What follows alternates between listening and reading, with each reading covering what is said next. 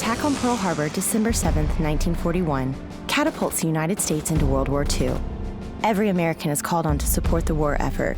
Few answer the call with as much grit and courage as the residents of Killeen and its neighbors in nearby farm communities.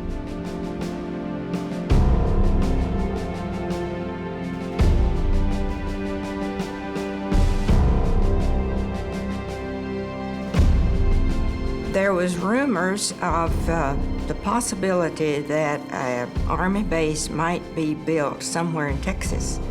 And the Killeen area was listed in that, but people didn't think too much about it because it was, not for sure.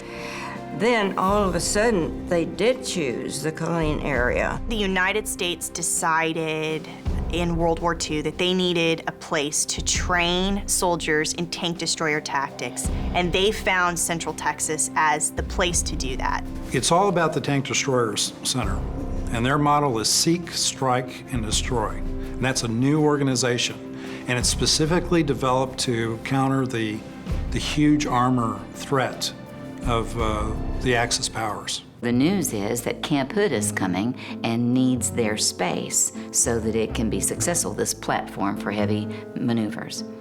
And what individual families were asked to do was to give up their homes, their home places, their memories, and all the emotions that go with that. If you can imagine the impact of going from that very basic agricultural lifestyle to being pulled into the early stages of World War II, losing your home, your farm, your land, some of your sons, and your entire community just disappearing almost overnight. That's a hard thing to deal with. My grandmother, Irene Clemens Elms, she was 92 years old, blind, and the oldest taxpayer in Coryell County. She said, "Well, I've been through 3 wars, the Civil War, the Spanish-American War, and World War I. And if it takes this to win this for the United States of America, then I can do it." Relocation of displaced farm families was only the first challenge. Now attention shifted to building Camp Hood and dealing with the thousands of construction workers, trainers, soldiers, and their families who poured into Killeen in the spring of 1942. So the town went from about 1,200 people in 1940 U.S. Census to over 30,000 overnight.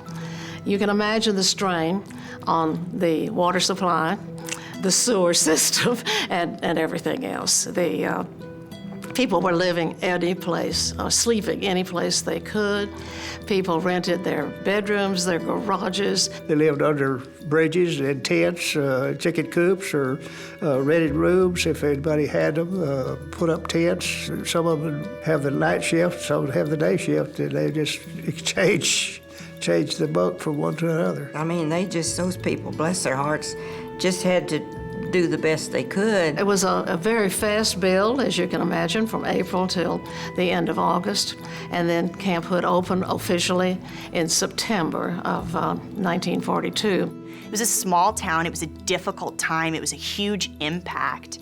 But Killeen figured out how to step back and look at the bigger picture, the greater good, and figure out how to make Killeen as successful a supporter as it could be of Camp Hood then and eventually Fort Hood. And I think you still see that today.